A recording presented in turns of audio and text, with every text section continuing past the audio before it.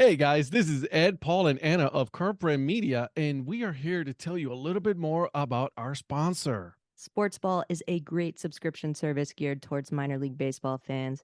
Each box features a different minor league team. You get a box every 3 months with minor league baseball gear, including different styles of hats like Ed's favorite, the dad hat. The cost is less than $12 a month. Proceeds from each box goes to More Than Baseball, the only nonprofit dedicated to the well-being of minor league baseball players. We all know that Parents' Days are coming up this summer, so if you've got a mom or a dad or a grandma or a grandpa who are particularly difficult to buy for, but you know they're baseball fans, this is the answer, guys. Meet your new favorite team at sportsballbox.com. Is there anybody there?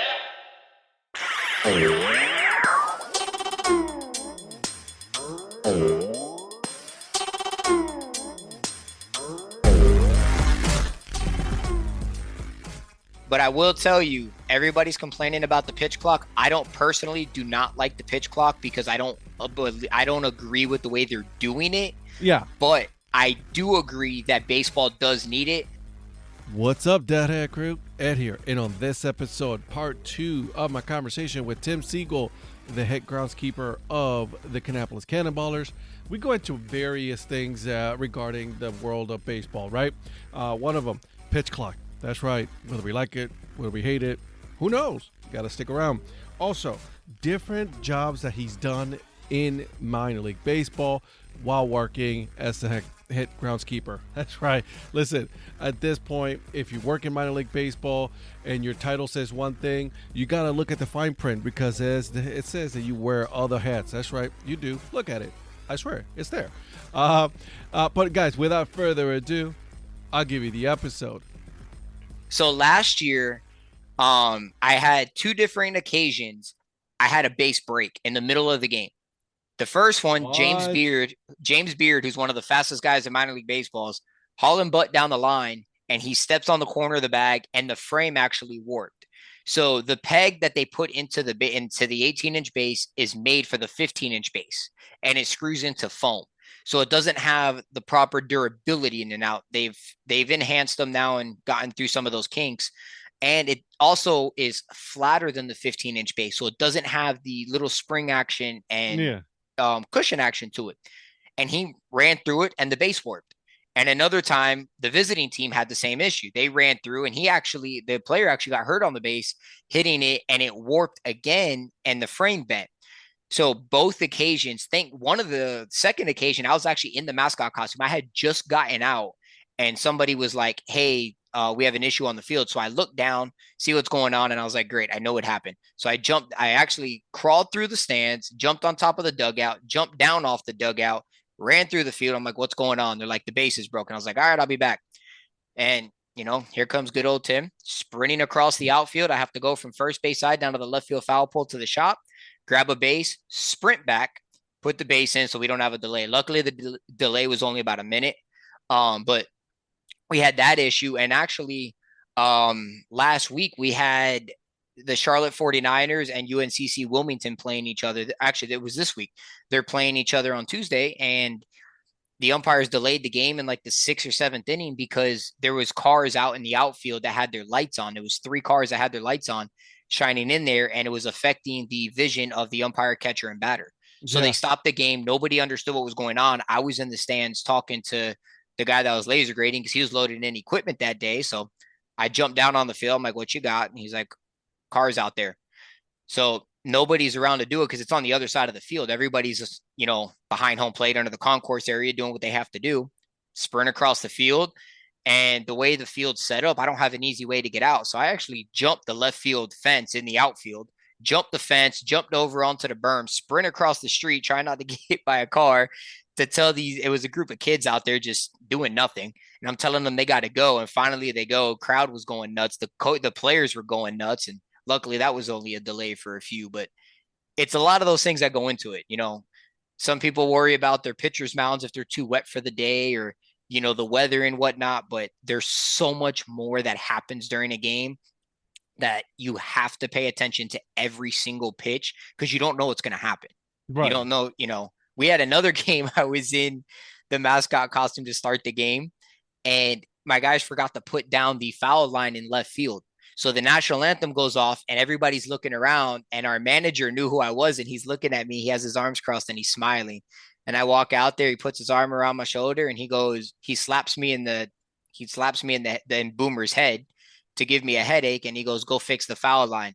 So you see the mascot sprinting across the field to go to the back, and I get my guys. I'm like, can we get a foul line down, please? So rip the head off, tell them to get the foul line down, put it back on, and come out and get the fans going crazy, riled up, and move on. I mean, That's hilarious. There's so many things that happen. Foul lines get put down on the wrong side of the line because somebody's not paying attention. And we have first pitch coming up in 5 minutes. So now we got to scoop everything up and put it back down. I mean, you name it, it's happened. And there's a lot more that's probably going to happen. I just pray it doesn't happen under my watch. Yeah, no, you're right. Let me ask you, and I've always wanted to ask this: pulling the tarp, how fun or hard or difficult or annoying it is at times? It's fun the first time. Other than that, it's not fun. To be honest, I hate doing it. Everybody hates doing it, but I like the adrenaline rush. That adrenaline rush of go, go, go, go, go, get it rolled out, get it on the field. Fans are going crazy. All eyes are on you. That adrenaline rush is amazing. And then getting it off. Because for me, if I have to think about something, I'm probably going to do it wrong. I have to think on the spot and get it done. And that right there is my moment where it's okay. Get my guys together. This is how we're going to do it. You get on the plate tarp. You get on the mound tarp. Everybody get down, front office, get down to the bullpen, get ready to go. And we put everything in order, put everything in line, get it up, get it out. Everything runs smooth. To the naked eye, to us, everything is wrong. And we're just trying to get it done, but nobody notices the imperfections and we just push through it. Gotcha. You know, I mean, it's never fun. No, never fun. I've never seen anybody be happy about doing the tarp. That I've never seen anybody. Every time I've seen somebody rolling a tarp, you can tell there's a level of annoyance in their face. Especially tomorrow, because we have to pull it tomorrow night. Because I just laser graded the field and we're going to be cloudy. We're going to rain all day Sunday, cloudy all day Monday, and to tell my staff, hey, guess what? We're off this weekend, but we got to come in at 4:00 and put the tarp on the field, and then we'll be back in on Monday to take the tarp off the field. You know, nobody likes losing their weekends for that, but it's what we have to do to save games. We have a college game on Tuesday, and we got to preserve the field. So that's, you know, it's what you got to do.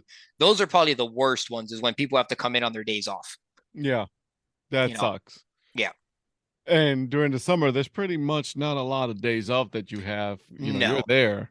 Yep. And to tell people that, especially when it's for a special event and not even a Cannonballers game, you know, that raises it up there. So you got to kind of find that fine balance, bring food in for everybody, you know, make sure you've got a beer after the tarp pull, go across the street, you know, at one of our local breweries and buy everybody a beer or something just to kind of ease it out a little bit. So it kind of levels everybody out and keeps them on that level head, because nobody likes doing it, but we all got to help each other out.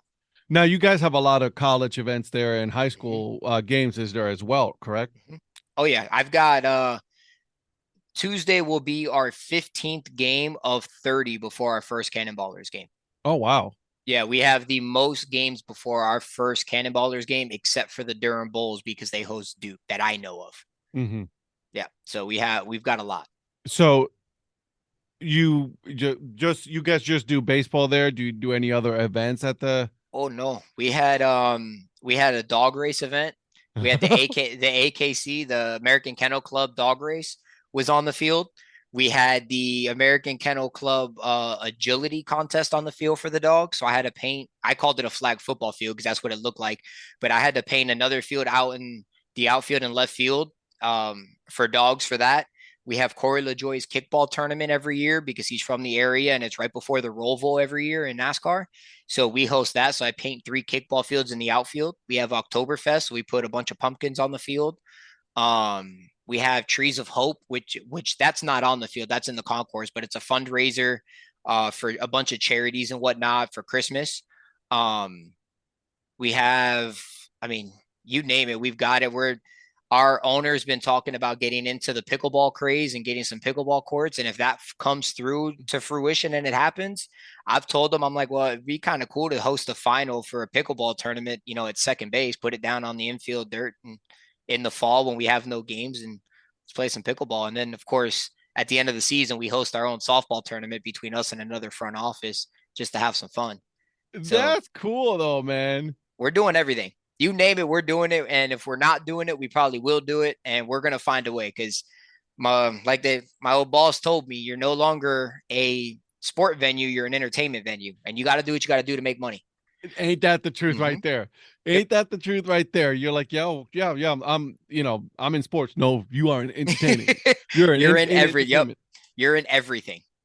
And it's not just the majors that do it, right? It's all. It's everybody. If there's a minor league ballpark somewhere, they're hosting all the different things because that is their revenue coming in right there to pay all the staff and all that stuff. 100%, especially since we're a smaller market. Major league teams and NFL teams and whatnot. Yeah, they're they host a lot of events, but the reason they host them because it's the place to bring in all the people and whatnot that they have to do. We host it because we have to. I mean, we can't. You don't have a choice. Yeah, we can't go. I can't go into my GM and ask for a raise if we're not making money.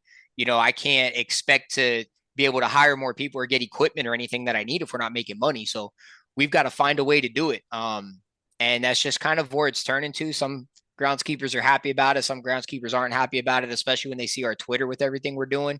They're like, please don't do it. They want to do it here now. And I'm like, hey, we got to do what we got to do. And again, you're there to have fun. We have to work anyway. So why not host fun events? If it's a fun event, it's entertaining, I'm going to do it. Now, okay. Did you say that you have a Twitter account? The Kannapolis Grounds Crew has a Twitter account? No, I have my own personal Twitter. Oh, I was going to say. My staff wants to start a Twitter. My grounds crew staff wants to start a Twitter account. They kind of want to be like the Woo Sox. Shout out to those guys for their YouTube that they have and all the fun that they have. We've talked about it, but I don't know if I want to handle that. My kids are a little wild. I've got all high school kids and a couple college kids that work for me, and they're a little wild. So I don't know how far that's going to get a little crazy. If I told you the things that we do out there, even for the fans as our grounds crew, yeah, we have a lot of fun. Sometimes we have too much fun. That's awesome, though. But you're having fun. You're having fun. Yep. At the end of the day, you're having fun and you're keeping it live because, you, like you said, you're spending a lot of time with those people there throughout the year, throughout the season. That, So on a typical day, like, what's the time that you're done for, after everything is done? What time do you usually go home after a game is over? On a non-game day, I don't start a project after 3:00 unless I have to. I try to get home by 4 or 5 at that point. If I can get home earlier, I do. On a game day, it's about 45 minutes to an hour after last pitch. Depends how quickly we get the field done and weather and everything. But in a perfect world, 45 minutes to an hour after first pitch. So you're looking at a minimum of a 15-hour day. Sometimes it can be 18 to 20 hours. It all depends on weather. Yeah, true. Man, that's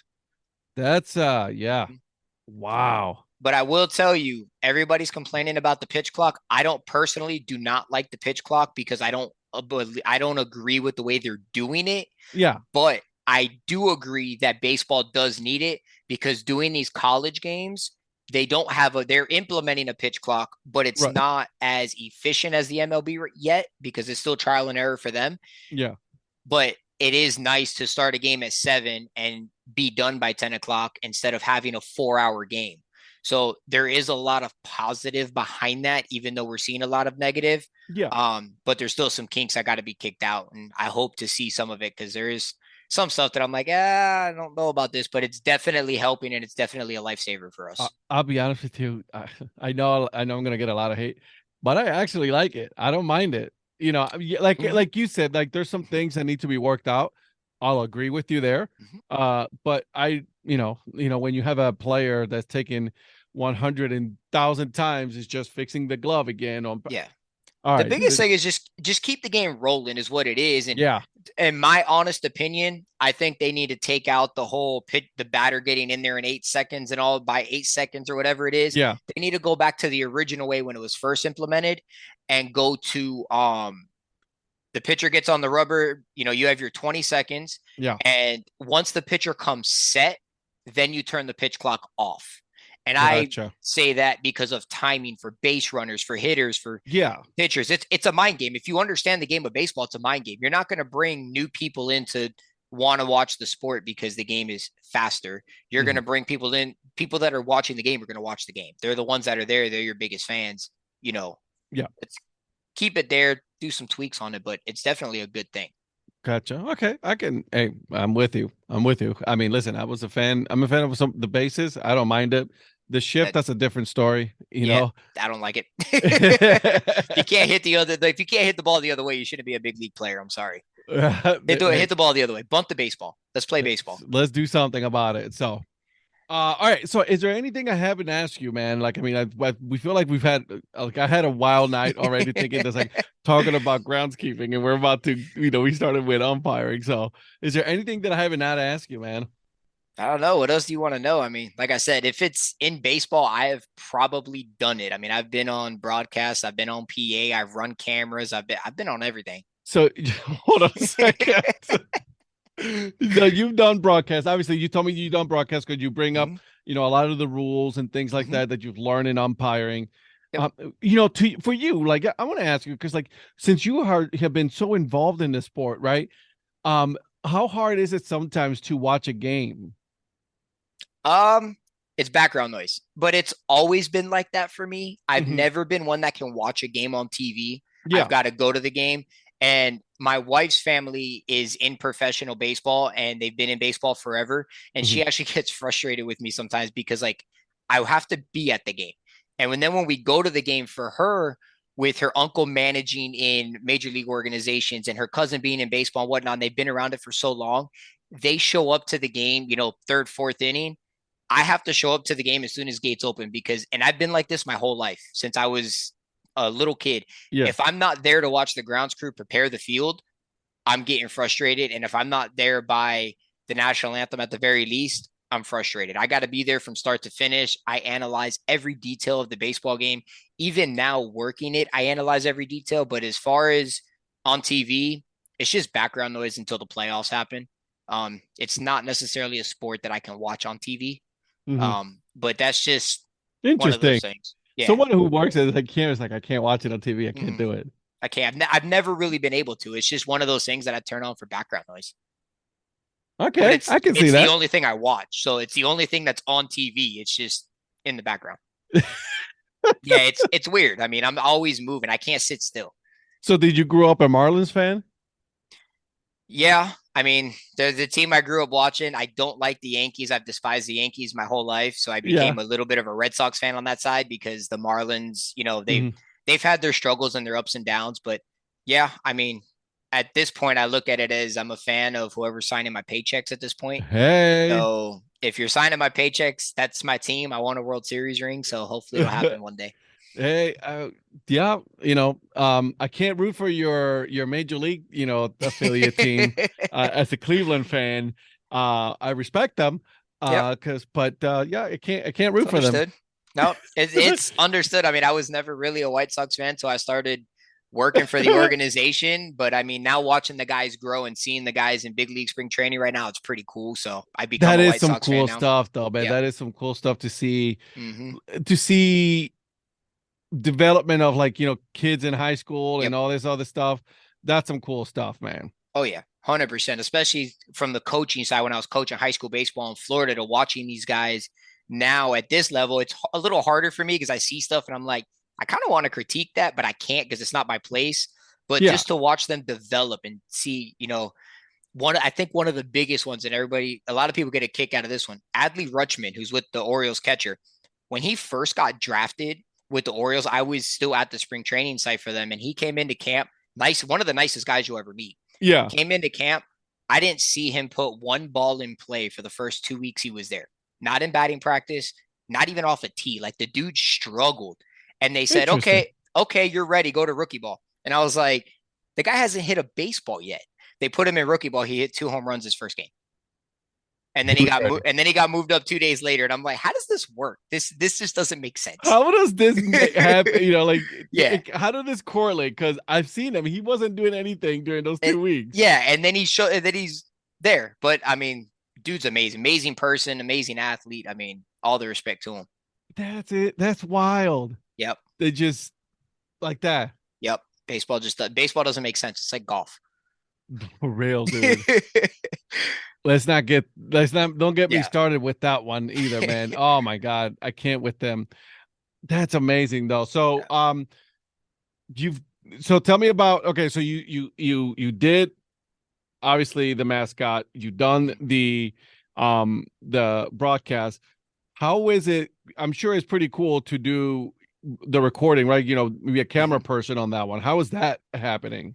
That's actually pretty cool because so our video production girl, Melissa Clark, she's absolutely amazing and she's Yeah, very open to letting people help. And I told her one day, I was like, hey, like if you ever need somebody, I would love to learn I'll it. go Because for it. one of the things that everybody has to understand is you don't know where you're going to be the next day. If one day I True. can't grow grass anymore or I screw up somewhere and it's my time to go, I need to be able to know that I can do something else. Yeah, So that's why I do all this stuff because I want to be versatile in everything that I that's can. smart. That's super smart. And they were missing somebody one day and I said, "Yeah, I'll run it." So I ran down into the actually ran down into the clubby's office. I grabbed a coach's helmet and put it on so I could have my helmet and be protected. And Yeah. I went up there and just to have some fun on a Sunday afternoon and ran cameras. And they said I was pretty good at it. So now I do it whenever I get bored or they need somebody. That's cool. And I love the fact that, like, because we're seeing now more and more that these games are being broadcast. And I love watching minor league baseball, right? Like, I mean, I have it on the Apple TV, so I, have it streaming it on there and all that stuff. So it's cool to see that side of the Right. because like, to me, like, I go to the games, right? And I always I analyze everything, man. No, I'm with you. Like, I'm always looking at, all right, so what are these guys doing? What's the groundskeeping doing? What's the camera people doing? Right. I'm always paying attention. Like, I'm always paying attention. And I tell my wife gets annoyed with me on this. Like, watch him, watch this. She's like, all right, I'm just watching the game. Just leave me alone. But I just can't help it. Yeah. My wife's the same way. She actually says she hates me now for my profession because her uncle is a manager in the Marlins organization. Her cousin is a translator for the Marlins. She's got family, friends in the big leagues with the Marlins. And so she sees it from the coaching side. And now that I'm in the grounds crew side, she's like, I can't even go to a game anymore because now I can't enjoy it. I'm pointing out the problems from the umpires. I'm pointing out the problems from the coaches. I'm pointing out the problems from the field. She's like, and I can't watch the post games because she sees her cousin translating and she's like, why is this guy talking like this? Why is this happening? Why are these guys doing this? So it's like, she's like, it messes everything up, but it keeps it comical and it keeps it fun. And you get to see a lot of different sides and no 2 days are the same. That's awesome, dude. I love that. Love that. Love that. Love that a lot. I'm glad that we were able to finally get this because, like, you and me were being, missing each other, like, as we were trying to interview. But I'm glad that we got to do this because I got to learn a lot today, especially that the first week of umpire school, you're just literally doing the absolute basic when it comes to umpiring. You got to make sure those shoes are shine. You got to make sure that you take your mask off the right way and don't let that hat come off your head. Nope. And wait until you get to handling situations. That's always a fun part. When you get into handling situations, that's when they put the rookie umpires under the bus for arguments and stuff. And it gets to be a lot of fun. That's awesome. I can't wait. I want to see that. I want to go to umpire school one of these days. Do it. Just so I can experience that. Yep. Do it. Look it up on YouTube. Look up Wendelstedt Umpire School on Facebook and just see the different things that they do. It's amazing. Love it. All right. Okay. So we're about to go into my famous, not so famous questions. Thank you so much. This was a lot of fun. So, but let's get to the actual real hardcore stuff of my podcast. All right, you ready? Let's go. When you go to the ballpark, you're going as a fan, okay? You're not going working there. What is your food and drink of choice? It's either going to be nachos or loaded fries. Yeah, that's 100%. amazing. 100%. Choice of drink is, it's going to be a beer, no doubt about it. Absolutely. Yeah. It has to be a beer. Like, I mean, and I think in Kannapolis, you guys have a beer there, right? Yeah, we have Balder beer. We have Balder beer. And it's actually pretty good too. A lot of ballparks make their own beer and whatnot. And, you kind of get your taste, whatnot. This is actually pretty good. I like that. I got to go down. When I go down there this summer, I got to try that one. Yep. Okay. Let's see here. What team sport besides baseball do you excel at? I can pretty much play anything you put me on. Yeah. I mean, I actually played clincher ball instead of softball for a while in Florida, and I won a championship in that. I can play a little bit of football, basketball. I'm a little shaky, but I can play some good defense. There you go. This is a good one for me. I like asking this question because everybody gives me a totally different answer. So you find $10,000. You're walking down the street, you find $10,000, right? You look around, all right, no one sees me. You grab the $10,000. What's the first thing you buy with those $10,000? I probably pay off debt and put the rest of it in a savings account for my son. You're being very responsible. You're not going to buy yourself anything at all? Nothing, you mean? I'm a minimalist. I don't need a lot. I don't want a lot. The more I have, the harder it is to move. And I've moved 4 times in 5 years. I'm done. I get you, man. You know how much of a pain in the rear it is to organize Yeah. all these hats? Yeah. It's hard, man. Okay, so have you ever reread a book? The baseball rule book. I mean, Really? I'm not a reader at all. My mom will tell you that the only books I probably read growing up was the baseball rule book or Captain Underpants, and that was it. Captain Underpants. That was it. I'm not a reader at all. I don't like it. It's just not me. Okay, hey, listen, I get it, man. There's nothing wrong with that. Nothing wrong with that. Okay. Captain Underpants. This is so I good. promise you, I read every one. And the rule book, do you read every year? Do you skip a year? Like, what do you do with that? At this point, I kind of just look up when something happens, and I'm a big debater on Instagram and Facebook when I see people commenting different things about different plays that happen and different videos that pop up. Yeah. So if I know a rule's changed, I'll look it up, but I don't go into it in detail like I used to. Mhm. But I'll look it up here and there when I get into a rules debate with somebody because one, I know I'm right, and two, I want to make sure I'm right. Yeah, you want to make sure. I just got to double check. Now, before I start this argument, let me make sure that I'm going to be 100% right on this one. Oh, yeah. If you could have one dessert for the rest of your life, one dessert, what dessert is that one? I'm not a big sweet eater, but it would either be a chips or popcorn. Man, listen, popcorn is good. I have a popcorn machine here at my house. Oh, you do? Yeah, my wife got it for me. I think it was like one of our silly anniversary gifts or something. She got me one year because, yeah, I mean, I love popcorn. Popcorn is delicious, man. Yeah. With butter on that sucker. I probably have a bowl a night before I go to bed, to be honest. Seriously? If it's not that, it's a bag of chips. I can't go to sleep without munching on something. Oh, man, that's good for you. Would you rather go to the beach or the mountain? Probably the mountain because I grew up at the beach, being in Florida my whole life. So probably the mountains. I like change of scenery. Yeah, there's nothing wrong with that, man. Okay, in your opinion, which animal is the biggest party animal? A monkey. For real. A monkey, 100%. Okay, would you rather have a photo or video from a trip?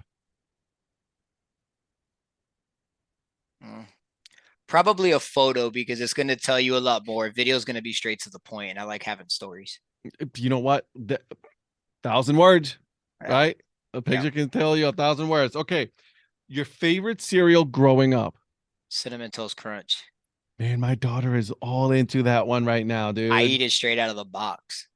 Yeah, that one or Captain Crunch berries, all about that. Listen, I'll eat it right now. I'm 41, dude, and I love that. That one and Fruity Pebbles all day long. No shame. Cinnamon Toast Crunch, and you got me in heaven for a while. There you go. Okay. What was your favorite school subject growing up? Either economics or lunch. I mean, I love to debate, and I love the political side of things. So economics was always there for me because I could get into debates in class without getting in trouble. And then, I mean, you can't stop from going to lunch. I mean, you gotta eat. You gotta eat, man. And I knew the school day was almost over, so I was like, all right, I'm done. School is not for me. I mean, it shows sometimes, but school is just not. School is not for everybody, man. No. There's nothing wrong with that. No. But you're doing good, though. That's all that matters, right? You're living your dream. A lot of people said I wasn't going to do it without college and whatnot. And I was like, all right, watch me. I'm going to make it in baseball somewhere. And I finally got my ticket thanks to a couple people that I'm blessed to have in my life. And that's awesome, dude. That's awesome. Good for you, man. And listen, you keep doing you, and that's all that matters, right? Like, I mean, you're always going to have someone who's going to try to bring you down. But you know what? As long as you're having fun and you're taking care of you and your family, go for it, brother. Yep. That's all that matters. Awesome. Hey, man, thank you so much for doing this, dude. This was a lot of fun. We're going to, we got to hook up when I go down there because I definitely want to, get to go to a Cannonballers game. But where can people find you on social media? You can find me on my Twitter account. That's the one I use for all the good stuff. It's actually Timmy, TI 3Ms AY 8 on Twitter. That's what everybody called me growing up and whatnot, and related me to South Park. So I kind of just left it. All right. So spell that again. It's TI 3Ms AY and the number 8. Okay. Sounds good. As long as you like it, that's all that matters, man. Yep, there you are. And then I'll make sure to put your information on the show notes, put the information for the Cannonballers as well, so that way they can go and buy some merch from them. 100%. I got a couple hats. Their logo is awesome, dude. I love their logo. It's pretty cool. Have you seen the Kannapolis Qs that's coming out? Yeah, man. Yeah. I'm on the website right now looking at them. Okay. Yeah, those just came out. I can't wait for the fitted to drop for it that they're gonna wear in game. That fitted's pretty sick. Yeah, that one is pretty cool. I like the obviously as a dad hat wearer, I like the 920s. They don't have it in 47, but you know what I do like is that the beer, baseball, and barbecue t-shirt. Yes, that was one of the when we opened up that merchandise after the announcement, I believe it was last week or the week before, that was one of the first shirts that sold out.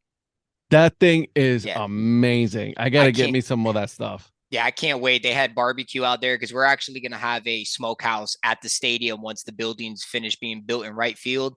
And Rusty, who's going to be running all of that out there, he's got some good barbecue, and I can't wait for it to make it. That sounds delicious. Yep. I cannot wait, my friend. Tim, thank you so much, dude. And again, good luck to you. Good luck to the team. And we'll keep in touch, my friend. Sounds good. All right, brother. I hope you guys enjoy that episode with Tim. Now, make sure you guys are following him and the Cannonballers. There are a lot of people there that do a lot of work there. They do such a good job with maintaining the field, the stands. Listen, from the head guy all the way to the bottom, everybody works really hard, so make sure you guys are following them. While you're at it, do me a favor. Go on to the Deadhead Chronicles podcast, hit that follow button, give it 5 stars. 5 stars means I go up on the rankings. More people get to listen. So thank you for that. And without further ado, guys, here is the dad joke of the episode. Why was the cemetery groundskeeper fired? He made a grave error. All right. I'll see myself out. And until then, guys, keep on grinding. And always support the minor leagues. See ya.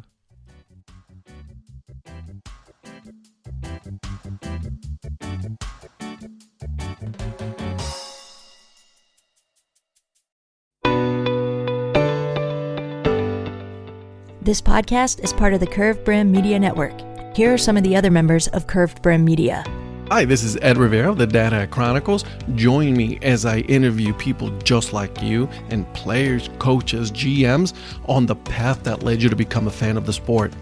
I'm Paul Caputo, and on the Baseball by Design podcast, I talk to minor league baseball teams, designers, and other super interesting people about what these minor league baseball logos mean, and I talk a little bit about ice cream helmets.